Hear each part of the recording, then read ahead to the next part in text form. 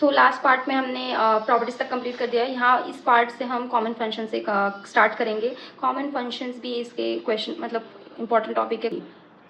संधि लक्षण स्नेह रोपण पूर्ण बल स्थैर्यकृत श्लेष्मा पंचविधा प्रविभक्ति उदकर्माणुग्रहण करोति। ठीक है, अब इसका हम ब्रेकडाउन मैंने दे दिया है आपके मतलब word by word meaning shloka का, एंड इसका एक्सप्लेनेशन ही आएगा, वर्ड बाय वर्ड का एक्सप्लेनेशन देना है। सो कॉमन फंक्शन में पूछा उन्होंने तो श्लोक लिखना है, रेफरेंस लिखना है, उसके बाद से ब्रेक डाउन देना है एंड उसका मीनिंग एक्सप्लेन करना है। सो संधि का यहाँ पे क्या मीनिंग है, मैंने मीनिंग के साथ साथ क्लिनिकल इंटरप्रिटेशन भी दिया है उसका। सो कफ provides the structural stability to bone, मतलब संधि जो होती है वो कफ दोषा का main common one of the common function है संधि जो कि है वो कफ दोषा का फंक्शन है।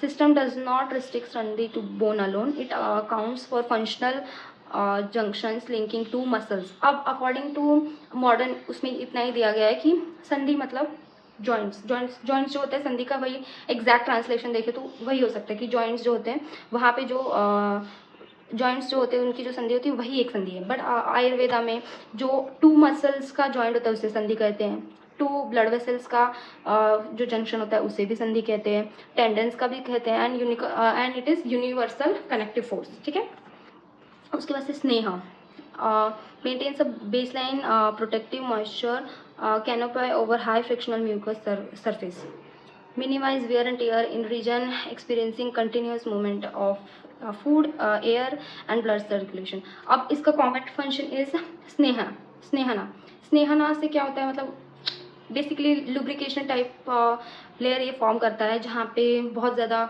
एयर पास हो रही है तो वो कंटिन्यूसली ड्राई हो रहा है, फूड आ रहा है, ब्लड जा आ रहा है, तो उसकी फ्रिक्शन ना हो ज़्यादा और स्मूथली काम हो पाए उसके लिए कफ दोषा स्नेहना प्रोवाइड करता है वो सब जगह के लिए। उसके बाद से ropana directly drive the body structure anabolic repair mechanism, serve as a primary organic blueprint required to replenish damage warrant or so kapha दोषक का one of the function is ropana, यानी कि हीलिंग, जो भी वेयर एंड टेयर हो रहा है, जो भी डैमेज हो गया वो सारी चीज़ें कौन करता है, कफ दोषक करवाता है। उसके बाद से पूर्णा responsible for packing macro and micro anatomical gaps with fluid element, perfectly illustrated by presence of CFS cranial में जो भी होता है। ठीक है, सो जो भी पूर्णा मतलब जो 2 मेम्ब्रेन के बीच में जो लेयर है, जो भी फ्लूइड आता है वो फ्लूइड कफ दोषा प्रोवाइड करता है। ठीक है, जैसे कि हार्ट के CFS है ब्रेन वाले में, फिर यहाँ पे प्लूरल मेम्ब्रेन होता है, उसमें प्लूरल फ्लूइड जो फील्ड होता है लंग्स में वो भी कफ दोषा ही प्रोवाइड करता है, अपनी पूर्ण करता है वो गैप को, इसलिए उसको पूर्ण ये वर्ड दिया है।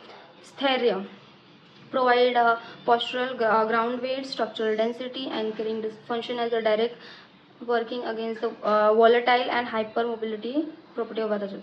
वही मैंने स्थैर्यत्व जो एक्सप्लेन किया था लास्ट वीडियो में कि स्थैर्यत्व प्रोवाइड करता है, मतलब अगर ज़्यादा स्थैर्यत्व उसके बॉडी में नहीं है, फॉर एग्जांपल जो ज़्यादा पतले होते हैं वो ऐसे हो जाते हैं, बट जिनके बॉडी में कफ दोषा होता है उनका पोस्चर ऐसा होता है, वो एक्सप्लेन किया है। वो क्वालिटी किससे आती है, कफ दोषा से आती है।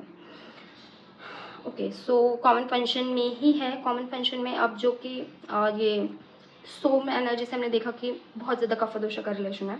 सो वहाँ पे रिलेशन बताया कॉमन फंक्शन ऑफ कफ दोषा एंड सोम शक्ति। सो सोम ए शरीरे श्लक्ष्मांतर्गत कुपित अकुपित शुभ अशुभानि करोति। सो मतलब अगर जब कुपित रहेगा तो कौन सी क्वालिटी रहेगी और अकुपित रहेगा तो कौन सी क्वालिटी रहेगी। सो अकुपित रहा मतलब स्टेबल नॉर्मल स्टेट है कफ दोषा का तो स्टडीनेस आता है, firm tissue, solid joint, and अगर अकुपित रहेगा तो loose joint, tissue flaccidity, structural weakness, ये सब होगा। उसके बाद से लूज होगा मतलब क्या, फ्लैश। अब देखो ये जो नॉर्मल स्टेट है वो कफ दोषा का है, एंड कुपित हुआ तो क्या होगा, वात दोषा का। तो अगर ज़्यादा ये कुपित दोष के सिम्टम दिख रहे हैं मतलब क्या बॉडी में ज़्यादा इंक्रीज है, वात दोष। उसके बाद से प्रॉपर नरिशमेंट होता है, बैलेंस एनाबॉलिक टिश्यू डेवलपमेंट होता है। एंड अगर मतलब कुपित रहेगा तो अंडर न्यूट्रिशन होगा। अगर नॉर्मल स्टेट में रहा तो एनर्जेटिक फील होगा, एंड डिस्टर्ब में रहा तो लेथार्जिक। फिर नॉर्मल में रहा तो पोटेंट रहेगा, excellent virility and healthy reproductive fluid. Healthy potent रहेगा, नॉर्मल स्टेट में रहा तो पोटेंट रहेगा, healthy reproductive fluids and important रहेगा, मतलब फंक्शनल फर्टिलिटी लॉस होगी। उसके बाद से नॉलेज एंड इंटेलेक्चुअल रहेगा। अगर कफदोषा का यही होता है ना कि ऐसा कहा जाता है कि सबसे ज़्यादा उत्तम कफदोष होता है क्योंकि उन्हें सबसे लास्ट में कोई भी चीज़ें मेमोराइज होती है, लेकिन एक बार उन्हें मेमोराइज हो गया कोई चीज़ तो they do not forget that thing, life time याद रहती है उन्हें। इफ़ कफदोषा कम है तो इलिटरेसी, कन्फ्यूजन, ये सब द पेशेंट विल एक्सपीरियंस। अब है इसके common sites. So common sites का श्लोक है, ये भी इंपॉर्टेंट है। ऊरकंठ शरीर क्लोम पर्वाणय आमाशयोरस्य मेदघ्राण च जीव च कफस्य सूतरामूरः। ओके, सो अष्टांग हृदय 12.3 का श्लोक है ये। इसका ब्रेकडाउन दिया है, बट हम एक्सप्लेनेशन में जाएंगे। ब्रेकडाउन आपके लिए दिया है, वर्ड बाय वर्ड मैंने ब्रेकडाउन दिया, रीड करने के लिए भी ईजी रहेगा एंड आपको हर एक वर्ड का मीनिंग पता हो इसलिए प्रोवाइड किए गए। सो हम इसे 3 चीज़ में देखेंगे, कोई हर एक ऑर्गन को। Physiological, protection and clinical significance. Okay, so physiological क्या है, चेस्ट एंड थ्रोट में ही क्यों बैठा है, मतलब ऊर एंड कंठ में। सो पहले physiology, heart and lung situated with in the chest undergo continuous mechanical movement. Due to this constant activity there is a very high possibility of physiological wear and tear and friction and dryness. अब हमने क्या उसके गुण देखे, functions में क्या देखे हमने, गुण एंड फंक्शन में कि उसका क्या काम है, वेयर एंड टेयर जो भी होता है सेल्स में उसको प्रोटेक्ट करता है एंड फ्रिक्शन को भी वो कम करता है। सो इसलिए सबसे ज़्यादा थ्रोट एंड चेस्ट में होता है, बिकॉज हार्ट एंड लंग्स बहुत ज़्यादा ब्लड सर्कुलेट करते हैं, लंग्स में एयर आती है जाती है, इसलिए ये सबसे ज़्यादा प्रोमिनेंट प्लेस है जहाँ पे चेस्ट एंड थ्रोट में वो रहता ही रहता है। ओके, उसके बाद से प्रोटेक्शन क्या है, to minimise restriction damage this organ are structurally covered with a protective sac filled with slimy unctuous कफा बेस मटेरियल। क्लिनिकल सिग्निफिकेंस क्या है इसका, because the chest and throat are primary native seats of कफा disease of कफा such as common cold, cough, asthma manifest most frequently in this area. अब सबसे ज़्यादा कफदोषा वहीं पे रहता है। ओके, सो जहाँ पे वो रहेगा वहाँ पे अगर बहुत ज़्यादा वृद्धि हो गई उसकी तो कौन से डिजीज़ हुए वो हमें उसमें बताया गया। ओके, उसके बाद से नेक्स्ट है क्लोमा is pancreas. So Cloma as either the soft palate or the pancreas. It remain continuously involved in water metabolism and secretion management. अब हमने ऑलरेडी पढ़ा कि मतलब जब जहाँ पे वाटर ज़्यादा है वहाँ पे कफदोषा ज़्यादा है। सो क्लोम का क्या बेसिक फंक्शन जो है water metabolism and secretion management में काम करता है। तो ऑब्वियसली पैनक्रियाज में हो गई क्लोम ऑर्गन्स में हो गई, जैसे कि सॉफ्ट पैलेट एंड पैनक्रियाज, इन्हें क्लोमा में इंक्लूड किया गया। तो वहाँ पे पानी ज़्यादा है तो कफदोषा भी ज़्यादा होगा, ऐसे हमें याद रखना। ठीक है, अब है शीरा। The head is considered as vital organ that houses all the higher controlling center of both motor and sensory neurological system in the brain. The mind and the senses are constantly in operation.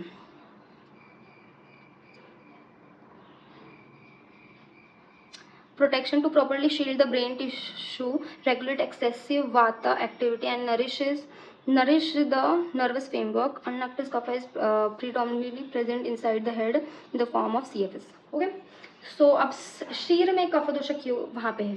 सो शीर का जो काम है सारे sensory organs and motor organ वही regulate करता है। ठीक है, इट इज़ बहुत ही ज़्यादा important centre of our body जो हर एक चीज़ें कंट्रोल करता है, उसके बिना कुछ काम ही नहीं होगा। ठीक है, सो इसलिए to protect that vital organ marma, ठीक है, उसको प्रोटेक्ट करने के लिए CFS जो कि कफदोषा प्रोड्यूस करता है उससे सराउंडेड है। सो इसलिए हेड में भी प्रोमिनेंट साइट है कफदोषा का। क्यों, क्योंकि वो वाइटल ऑर्गन है, उसे प्रोटेक्शन की ज़रूरत है, वो ही सब कुछ कंट्रोल कर रहा है। ठीक है, इसलिए वहाँ पे उसको प्रोटेक्ट करने के लिए एज अ CFS गया। सो वहाँ पे CFS के फॉर्म में कफदोषा गया, इसलिए kaphadosha is prominent in head. ठीक है, उसके बाद से है parvani which is bony joints. Physiology क्या है, when any two bones come together and unite it forms sandhi. Protection, अब देखो जब दो बोन्स यूनाइट करती है तो संधि होता है, लेकिन हमने ऑलरेडी देखा है कि संधि सिर्फ आयुर्वेदिक अकॉर्डिंग बोन्स का ही संधि नहीं होता है, मसल्स का भी होता है, वेन्स का भी होता है, सेल्स टू सेल भी होता है, उस सारी चीज़ों को संधि कहते हैं।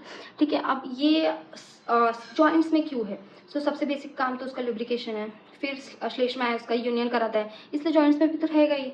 सो जॉइंट्स में देखो, जब हम बुढ़े होते हैं, जब वृद्धा एज आती है हमारी, ओल्ड एज आती है, तो लोगों में वात दोष बढ़ने लगता है। उसकी वजह से क्या होता है, कफ दोष कम होता है एंड उन्हें मोस्टली घुटनों में दर्द हो रहा है, यहाँ दर्द हो रहा है, वहाँ दर्द हो रहा है, इसकी वजह से, क्योंकि वात दोष बढ़ रहा है। जब वात दोष बढ़ता है तो कफ दोष ऑटोमेटिकली कम होने लगता है, इसलिए वो एज में यहाँ पे प्रॉब्लम होती है, बिकॉज कफ दोष कम हो गया ना, वात दोष बढ़ गया है उस एज में, वृद्ध एज में वात दोष बढ़ गया, इसलिए बोन्स वगैरह में पेन रहता है। ठीक है, यहाँ पे प्रोटेक्शन में क्या बताया गया, कफ is entirely responsible for keeping the structural unions lubricated and intact, allowing smooth movement without wear and tear. The constant friction and hypermotility of vata at this bony joint is continuously counterbalanced by existence of kapha inside the joint spaces. अब ये जो bones है, बार बार ये movement ऐसा ऐसा हो रहा है, यहाँ पे फ्रिक्शन आएगा। ठीक है, ये फ्रिक्शन पहले तो संधि करा है उसने, अब ये फ्रिक्शन को कंट्रोल करने के लिए, मतलब कम करने के लिए भी कफ दोष रहता है, क्योंकि यहाँ पे मूवमेंट है, जहाँ हमने देखा जहाँ जहाँ मूवमेंट है वहाँ वो फ्रिक्शन आएगा, फ्रिक्शन को कम करने के लिए कफ दोष आएगा, तो वो जगह पे कफ दोष ज़्यादा रहेगा, ऐसे याद रखना।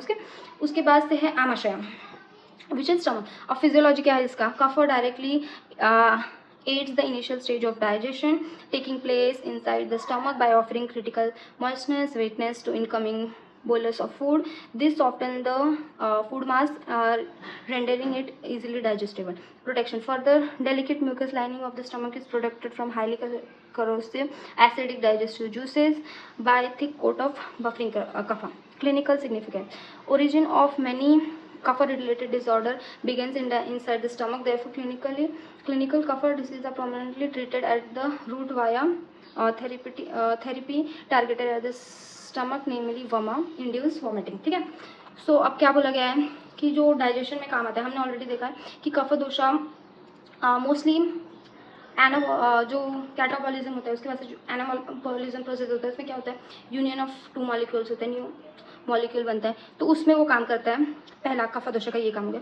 उसके बाद से सेकेंडली जो है, जब फूड आ रहा है वहाँ से फ्रिक्शन आ रहा है, तो उसमें वो जो फूड का बोलस है उसे पेट में जाने तक का हेल्प करता है। ओके, उसके बाद से जो है, जो स्टमक एसिड्स हैं उन्हें प्रोटेक्ट करता है, जो स्टमक एसिड है उनसे हमारी टिश्यूज़ को प्रोटेक्ट करता है, इसलिए वहाँ पे कफ दोष प्रोमिनेंट है। तीन चीज़ें हैं, पहले तो वहाँ पे यूनियन ऑफ मॉलिक्यूल, क्योंकि एनाबॉलिज्म होता है, ठीक है, इसलिए स्टमक में है। सेकेंड इज वहाँ पे जा रहा है फूड, फ्रिक्शन आएगा, इसलिए वहाँ पे भी है, इसके लिए वहीं पे है। ठीक है, उसके बाद से थर्ड है हमारी इसको प्रोटेक्ट करता है, उसके लिए भी है, टिश्यू को प्रोटेक्ट करता है, म्यूकस थी क्लियर ये करके प्रोटेक्ट करेगा एंड फ्रिक्शन भी कम करेगा। ठीक है, इसलिए वहाँ पे कफ दोष प्रोमिनेंट है आमाशय में। रीजन समझना। ओके, सो उसका अब वहाँ पे कफ दोष ज़्यादा है तो डिजीजेज भी वहाँ पे हो गए। तो क्लिनिकल इसका एस्पेक्ट क्या होता है कि वहाँ पे थेरेपेटिक वॉमिटिंग कराई जाती है कफ दोष को कम करने के लिए, वॉमना जिसे बोलते हैं। ओके, उसके बाद से रस्सा एंड मेद धातु। अब रस्सा में this fluid tissue is highly prominent in Jala Mahabhut and performs tasks highly similar to Kapha. Rasa Dhatu and Kapha share an identical baseline composition and physical functions. So अभी इसमें क्या दिया है, रस धातु जो कि है जल महाभूत में प्रीडोमिनेंट है, कफ भी प्रीडोमिनेंट है जल महाभूत में, तो जहाँ भी जल महाभूत ज़्यादा है वहाँ पे कफ दोष का डोमिनेंस रहेगा ही एंड फंक्शन भी सिमिलर है वहाँ पे। ओके, फिर दिया है मेद tissue. Adipose fat tissue possesses the highest degree of unnaturousness and oiliness in the body. It provides closely mirror kapha, composing an excessive diet of sweet, fat, heavy substance aggravates kapha and triggers heavy fat deposition leading to obesity. To treat obesity, patients are advised to reduce the stability and perform exercise. ठीक है, तो इसमें क्या बताया basically, मेद tissue में जो है वहाँ पे कफ दोष क्यों प्रोमिनेंट है, वो भी एक कफ दोष का स्थान क्यों बताया गया। सो पहले तो है जो हमने उसकी प्रॉपर्टी देखी, फैट जो है गुरुत्व देता है बॉडी में, इसकी वजह से है। ऑयलीनेस कफ दोष की प्रॉपर्टी, गुण है उसकी। ठीक है, फिर उसके बाद से अननेक्टेनेस, फिर स्थिरत्व, गुरुत्व, हैवीनेस, ये सारी चीज़ें मेद धातु प्रोवाइड करता है, इसलिए वो भी कफ धातु कफ दोष का साइट बताया गया है। ओके, एंड इसके से इंक्रीज होता है स्वीट फैटी, ये सारी चीज़ें खा के इंक्रीज होता है, एंड डिक्रीज करने के लिए एक्सरसाइज के लिए हम जा सकते हैं। ओके, क्लिनिकल एस्पेक्ट इसका ही है। फिर घ्राणा में रहता है, अब नेक्स्ट है घ्राणा, ठीक है। सो इसका फिजियोलॉजी क्या है? Nose is the organ responsible for smell and is predominantly compose of पृथ्वी महाभूत, earth form core constituent part of कफ element elemental profile protection as atmosphere air is continuously pulled in and throughout the nostril. Kapha reside prominently in nasal passage to guard the local mucous membrane against the total dryness. A severe loss of kapha dosha here result in chronic disease like atrophic rhinitis.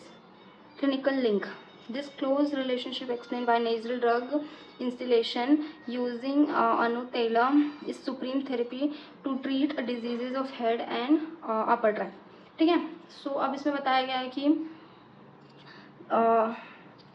पृथ्वी महाभूत में predominant है knows, उससे क्या होता है देखो, अब कफ दोषा ऑलरेडी हमने पढ़ा, एयर बार बार जा रही है आ रही है जा रही है आ रही है, तो हमें फ्रिक्शन कम करने के लिए एंड वो टिश्यूज़ को प्रोटेक्ट करने के लिए, उसको वेयर एंड टेयर पर प्रोटेक्ट करने के लिए म्यूकस लेयर चाहिए, सो वो प्रोवाइड करता है कफ दोषा, इसलिए घ्राणा मतलब नोज में भी प्रीडोमिनेंट उसका जगह है। उसके बाद से क्लिनिकल एस्पेक्ट हमें एक्सप्लेन किया गया है कि देखो, अब कफ दोषा ऑयलीनेस तिक्तता प्रोवाइड करता है, उससे अगर हम अनुतेल ट्रीटमेंट जो है वो देते हैं तो फंक्शन वहाँ पे और उसका अच्छा हो जाता है एंड अच्छे से वो वर्क कर पाता है, एंड आपके inhalation and inhalation exhalation and upper respiratory tract में डिजीजेस हील हो जाते हैं। ओके, उसके बाद से है लास्ट इज जीवा। Digestion initiates directly inside the mouth. The tongue requires constant salivary kapha saturation to accurately precise taste and soften dry food element immediately upon indigestion. So क्या आप टंग में अब क्यों है? टंग में पहले तो सैलिवरी जो सलाइवा होता है वो कफ दोषा से आता है। ओके, एंड वो डाइजेशन में भी हेल्प करता है, इसलिए जीवा में भी कफ दोषा प्रोमिनेंट जगह पे होता है। अब इसके टाइप्स एंड क्षय वृद्धि हम नेक्स्ट वीडियो में देखेंगे, बिकॉज ये ऑलरेडी बहुत बड़ा हो चुका है। So next part will be the last part, and मैं आपको इसमें उसमें इंपॉर्टेंट क्वेश्चन भी बता दूंगी। वैसे तो ये पूरा ही चैप्टर इंपॉर्टेंट है, लेकिन उसमें भी गुण आता है, ये आता है, वो देख लेंगे, वेटेज इसका देख लेंगे।